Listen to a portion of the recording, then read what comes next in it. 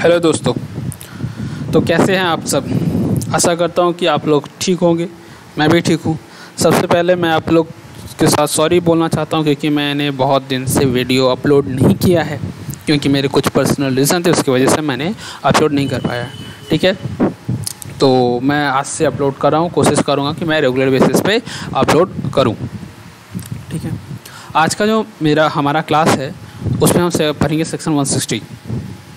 ठीक है, चलिए स्टार्ट करते हैं। सेक्शन 160 में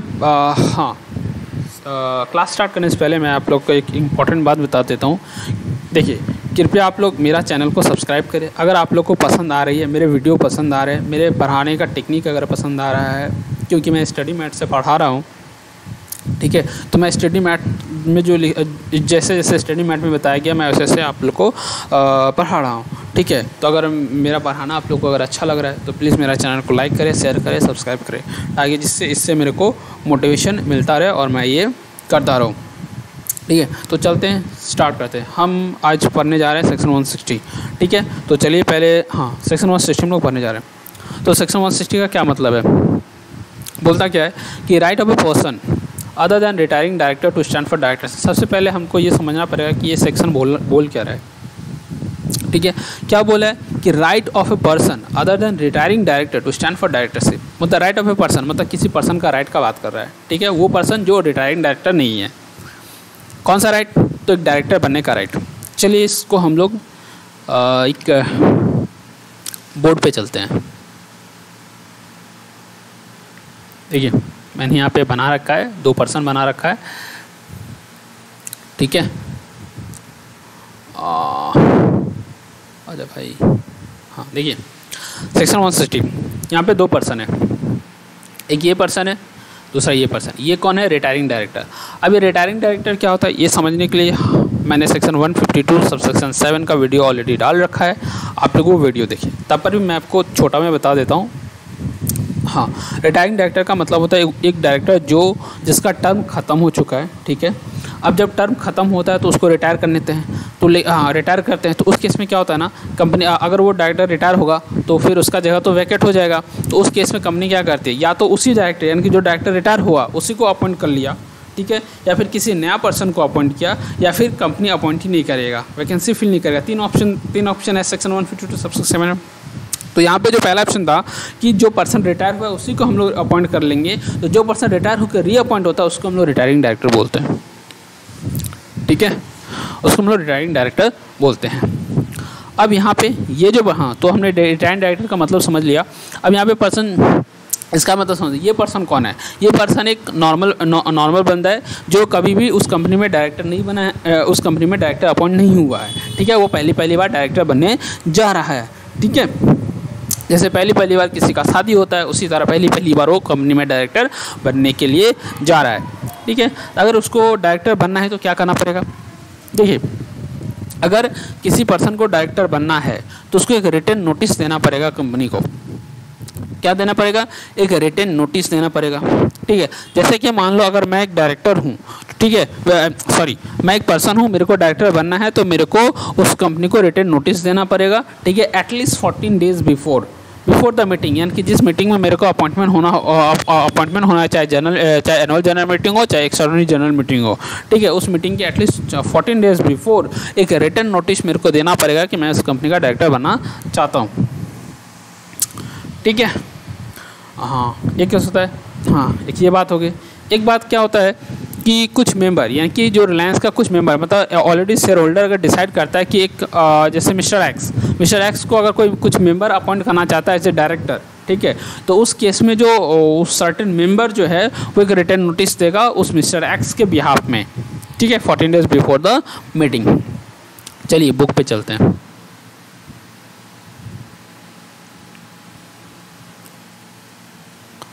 अरे यार,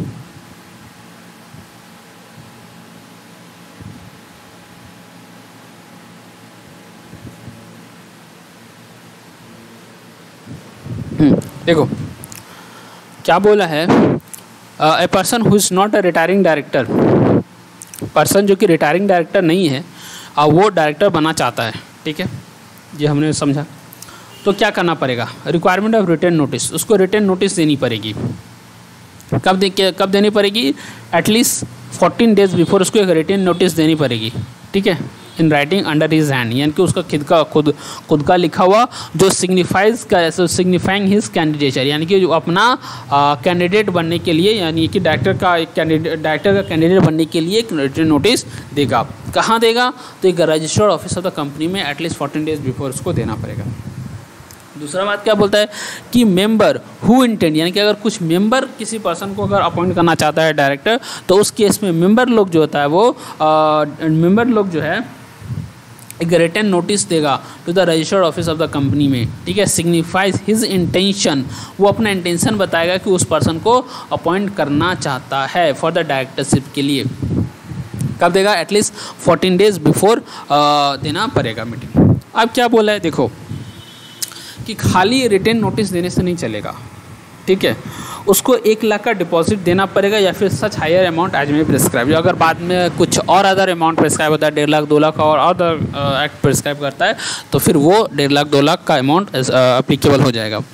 बोला ये जो 1 लाख का जो डिपॉजिट का जो स्कीम लाया है, ऐसा क्यों किया है, ऐसा इसलिए किया है कि कोई भी पर्सन जो है वो जाके अप्लाई ना कर दे।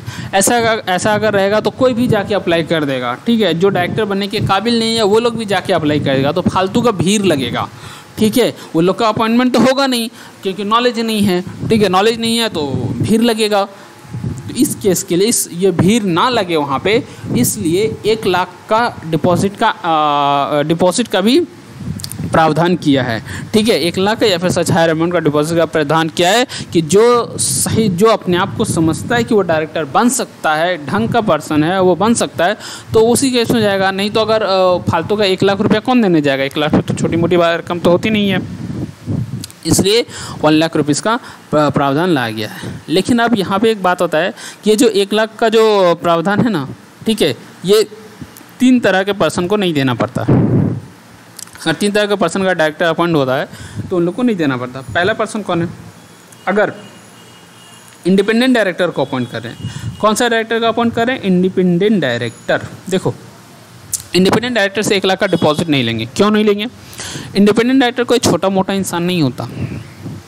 जैसे अगर क्रिकेट का लाइन का बात करें तो क्रिकेट के लाइन में सचिन हो गया, कोहली हो गए, धोनी हो गया, ये लोग क्या है, रिस्पेक्टेड पर्सन है, ठीक है, एक बड़ा आदमी है क्रिकेट के लाइन में, ठीक है। उसी तरह से जो अकाउंट्स के लाइन में है, जो टैक्सेशन के लाइन में है, जो लॉ के लाइन में है और अदर डिफरेंट फील्ड्स में जो रिस्पेक्टेड पर्सन है, उन लोग को इनवाइट करके इंडिपेंडेंट डायरेक्टर अपॉइंट किया जाता है। तो इनविटेशन भी देंगे, आप बोलेंगे 1 लाख रुपये का डिपॉजिट भी लाओ, ऐसा थोड़ी होता है, ठीक है। तो उन लोग से नहीं लेते हैं क्योंकि वो लोग रिस्पेक्टेड पर्सन है, उन लोग से नहीं लेते हैं। दूसरा केस क्या, अगर एक कंपनी जिसमें नॉमिनेशन रेमुनेशन कमेटी बनाने का दरकार होती है, ठीक है, नॉमिनेशन रेमुनेशन कमेटी बनाने की दरकार होती है अंडर सेक्शन 178 सेक्शन 1 के तहत, तो उस केस में क्या होता है कि वो नॉमिनेशन रेमुनेशन कमेटी जो है वो किसी पर्सन को रेकमेंड करती है कि इस पर्सन को डायरेक्टर अपॉइंट करो, यानी कि मेंबर लोग को जनरल मीटिंग में रिकमेंड किया जाता है कि इस पर्सन को डायरेक्टर, यानी कि नॉमिनेशन रेमुनेशन कमेटी बोला कि मिस्टर एक्स को डायरेक्टर अपॉइंट करना चाहिए। तो जब ये रिकमेंडेशन कौन दे रहा है, nomination remuneration committee mister x को रिक्वेस्ट कर रहा है कि आके मेरे कंपनी में डायरेक्टर बने, तो जिससे हम रिक्वेस्ट करें उससे हम 1 लाख रुपये थोड़ी मांग सकते हैं। उसी तरह से अगर बोर्ड ऑफ डायरेक्टर, यानी कि जिस कंपनी में नॉमिनेशन रेमुनेशन कमेटी बनाने का दरकार नहीं है, तो उस केस में बोर्ड ऑफ डायरेक्टर खुद रिकमेंडेशन देता है कि मिस्टर एक्स को डायरेक्टर बनाना है। तो जिसको हम रिकमेंडेशन देकर बुला रहे हैं, जिसको हम रिक्वेस्ट करके बुला रहे हैं, उससे हम 1 लाख रुपये तो नहीं मांगेंगे ना, ठीक है ना। अब क्या हो गया, हाँ, नोटिस आ गया, 1 लाख रुपये का डिपॉजिट भी आ गया। अब क्या होगा, अब कंपनी कुछ करेगी। कंपनी क्या करेगी, तो कंपनी इन्फॉर्म करेगी, किसको इन्फॉर्म करेगी, ठीक है, कंपनी क्या करेगी, इन्फॉर्म करेगी टू मेंबर को इन्फॉर्म करेगी regarding the candidature of a person, यानी कि ये लोग पर्सन अपना नोटिस दिए हैं, नोटिस दिया है, ये लोग डायरेक्टर बनना चाहता है।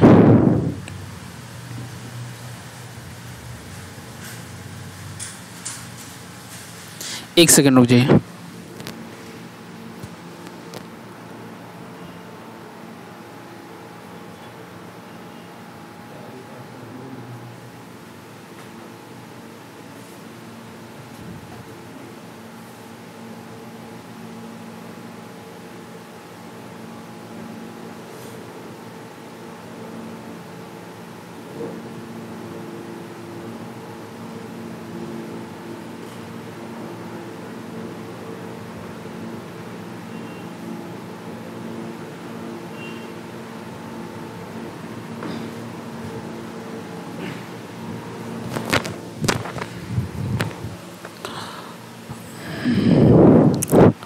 सॉरी फॉर द इंटरप्शन, ये चार्ज ख़त्म हो गया तो मैं चार्जर चार्जिंग पे लगा रहा था उसको। चलिए शुरू करते हैं। हाँ, तो नोटिस मिल गया, 1 लाख रुपए का डिपॉजिट मिल गया। तो उस केस में अब कंपनी क्या करेगी, कंपनी सारे मेंबर्स को बताएगी। ठीक है, कंपनी सारे मेंबर्स को बताएगी कि ये लोग पर्सन ने, मिस्टर राम ने, मिस्टर श्याम ने, मिस्टर एक्स ने अपना अपना नोटिस दिया, 1 लाख का डिपॉजिट दिया है। ठीक है, सारे मेंबर को बताएगी। अब कब बताएगी, तो at least 7 days before the general meeting वो बताएगी। कैसे कैसे बताएगी, देखो, या तो इंडिविजुअली बताएगी by serving the individual notice. कैसे इंडिविजुअल नोटिस सर्व करेगी, by serving the individual notice. ठीक है, कैसे इंडिविजुअल नोटिस है, तो ईमेल एड्रेस, यानी कि जो मेंबर ने अपना ईमेल एड्रेस दिया है, ठीक है, फॉर कम्युनिकेशन पर्पज, या ठीक है, तो उसको ईमेल किया जाएगा। और अगर ईमेल नहीं दिया गया तो कंपनी अपना वेबसाइट पे डालेगी। ठीक है, individual notice serve individually notice when there is no need to serve the notice individually, तो कंपनी क्या करेगी, एडवर्टाइज करेगी उसके कैंडिडेचर को। ठीक है, at least 7 days before the meeting. ठीक है, तो कैसे एडवर्टाइज करेगी, वर्नाकुलर न्यूज़पेपर में। ठीक है, उस स्टेट के वर्नाकुलर लैंग्वेज में जिस स्टेट में कंपनी का रजिस्टर्ड ऑफिस सिचुएटेड है। ठीक है, और एक इंग्लिश न्यूज़पेपर में भी डलवाएगी। अब देखो, अब क्या हो गया ना, रिफंड ऑफ डिपॉजिट। अब वो जो 1 लाख जो रुपया लिया था ना कंपनी, उस 1 लाख को रिफंड कर देती है कंपनी। कब रिफंड करेगी कंपनी, तो 2 केस में कंपनी रिफंड करती है। अगर वो, यानी कि जो पर्सन ने अप्लाई किया था, ठीक है, जो पर्सन ने अप्लाई किया था, अगर उस पर्सन को डायरेक्टर अगर मान लो अपॉइंट कर लिया गया, ठीक है, अपॉइंटेड एज डायरेक्टर अगर अपॉइंट कर लिया, सेलेक्टेड एज ए डायरेक्टर अगर अपॉइंट कर लिया गया, तो उस केस में उसका 1 लाख रुपये का रिफंड कर देगा। या फिर जितने भी वैलिड वोट हुए, मतलब जैसे कि मान लो मैंने अप्लाई करा था, ठीक है, मेरे लिए जितने भी डायरेक्टर ने वोट किया, जैसे कि लेट सपोज 100 डायरेक्टर ने मेरे लिए वोट किया। अब 100 डायरेक्टर में से 25% से ज़्यादा, 25% कितना होगा, 25 डायरेक्टर, यानी कि 25 डायरेक्टर, यानी 26 डायरेक्टर बोला, मेरे के लिए बोला कि मेरे को डायरेक्टर अपॉइंट होना चाहिए, यानी कि मेरे को डायरेक्टर के लिए सेलेक्ट कर लेना चाहिए। ठीक है, अगर 26 डायरेक्टर ऐसा बोला, उसके बावजूद मैं डायरेक्टर अपॉइंट नहीं हुआ, लेकिन 26 डायरेक्टर बोला कि मेरे को डायरेक्टर अपॉइंट होना चाहिए, तो उस केस में मेरे को मेरा 1 लाख रुपया रिफंड कर देगा, भले ही हम डायरेक्टर अपॉइंट ना ही हुआ हो। ठीक है, हम डायरेक्टर नहीं भी हुए हैं तो भी कोई प्रॉब्लम नहीं है, मेरे को जो मेरा 1 लाख है वो मेरे को रिफंड कर देगा। अगर मेरे को 26 पर्सन, यानी कि 26 लोग जो है, 26 जो पर्सन है, वो 26 जो पर्सन है वो अगर मेरे फेवर में बोलता है कि मेरे को डायरेक्टर अपॉइंट होना चाहिए। अगर मान लो मैं डायरेक्टर अपॉइंट नहीं हुआ और मेरे को 25% वोट भी नहीं मिला, ठीक है, 25% से वोट भी नहीं मिला, यानी कि मेरे को 24% बोला कि मेरे को डायरेक्टर अपॉइंट होना चाहिए, उस केस में मेरे को मेरा 1 लाख रुपया रिफंड नहीं मिलेगा। ठीक है, आई बात समझ में? नाउ आगे बढ़ते हैं। रिटायरिंग डायरेक्टर का वही बोला है, ये रिटायरिंग डायरेक्टर जो है आपको सेक्शन 152 सबसेक्शन 7 में क्लियरली बताया गया है, जो मैंने अर्लियर वीडियो में पढ़ाया भी है और मैंने आपको ऊपर में थोड़ा सा हिंट में शॉर्ट में बताया भी है। अब यहाँ पे देखो नोट 2 क्या बोलता है कि नॉट ऑल द डायरेक्टर, यानी कि सारा डायरेक्टर रिटायरिंग डायरेक्टर नहीं होता। देयरफॉर इसलिए बोला है कि अगर कोई एडिशनल डायरेक्टर हम अपॉइंट करें, ये एडिशनल डायरेक्टर क्या होता है हम लोग आगे चल के पढ़ेंगे। अल्टरनेट डायरेक्टर क्या होता है ये हम लोग आगे चल के पढ़ेंगे। नॉमिनी डायरेक्टर क्या होता है ये हम लोग आगे चल के पढ़ेंगे। ठीक है, और हम जो कैजुअल वैकेंसी जो फिल करते हैं, यानी कि अगर कोई डायरेक्टर को हमने अपॉइंट किया, वो निकल लिया, मतलब मर गया, ठीक है, तो उसका जगह पर उसका सीट तो खाली हो गया, तो सीट को भरने के लिए जो डायरेक्टर अपॉइंट करेंगे तो उसको डायरेक्टर अपॉइंट करेंगे, तो उस केस में जो डायरेक्टर अपॉइंट करेंगे उस केस में हम लोग सेक्शन 160 को फॉलो करके ही डायरेक्टर को अपॉइंट करेंगे। ठीक है, similarly where director retire by rotation but instead of reappointment a new person. हाँ, या ये बात ये बोला है कि जब डायरेक्टर अगर रिटायर हुआ था, मतलब डायरेक्टर का जो टर्म खत्म हो गया था, तो डायरेक्टर रिटायर हो गया, अब उस डायरेक्टर जो रिटायर हुआ तो उस डायरेक्टर को अपॉइंट नहीं किया, यानी कि जो रिटायर हुआ उस डायरेक्टर को अपॉइंट नहीं किया, उसकी जगह पर कोई नया डायरेक्टर को अपॉइंट, कोई नया पर्सन को डायरेक्टर अपॉइंट करें, तो उस केस में भी हम लोग सेक्शन 160 फॉलो करेंगे। अगर उसी पर्सन को अपॉइंट होना होता है तो सेक्शन 152 सेक्शन 6 में ना अपॉइंट हो जाता, तो सेक्शन 160 आने का क्या दरकार था। ठीक है, तो ये सेक्शन 160 ख़त्म हो गया। कुछ क्लैरिफिकेशन है सेक्शन 160 के संबंध में। क्या है क्लैरिफिकेशन, देखते हैं। अगर निधि कंपनी है, कौन सा कंपनी है, सॉरी निधि कंपनी है, तो उस निधि कंपनी के केस में जो 1 लाख का जो अमाउंट है ना वो 10,000 रुपया है। ठीक है, यानी कि निधि कंपनी में नोटिस के साथ साथ 10,000 रुपये का डिपॉजिट देना होता है।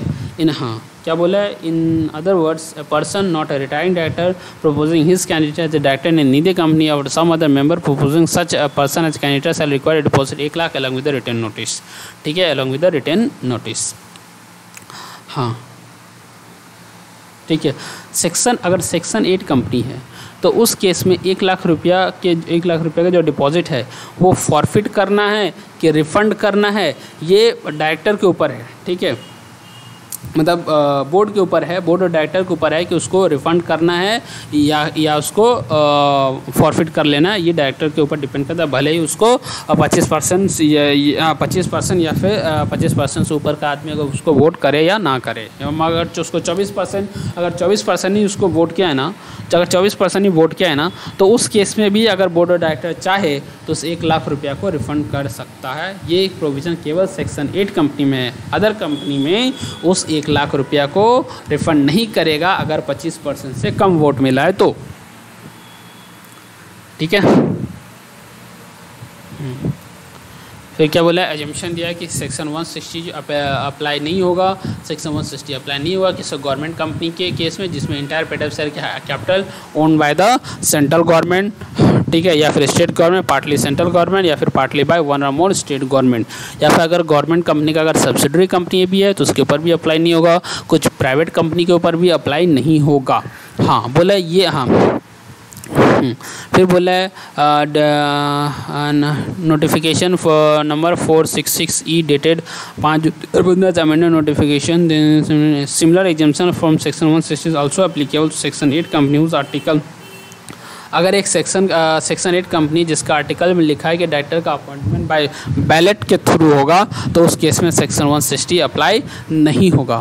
फिर बोला है कि ये जो एग्जाम्पशन जो है, ये एग्जाम्पशन उस कंपनी को तभी मिलेंगे अगर वो कंपनी जो था वो डिफ़ॉल्ट नहीं किया है in filing the financial statement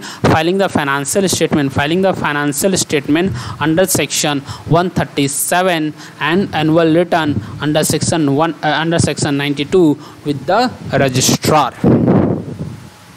तो ठीक है, तो ये था सेक्शन 160। अगर आप लोग को मेरा ये वीडियो पसंद आया है तो प्लीज़ इसको लाइक करें, शेयर करें, सब्सक्राइब करें। ठीक है, थैंक यू।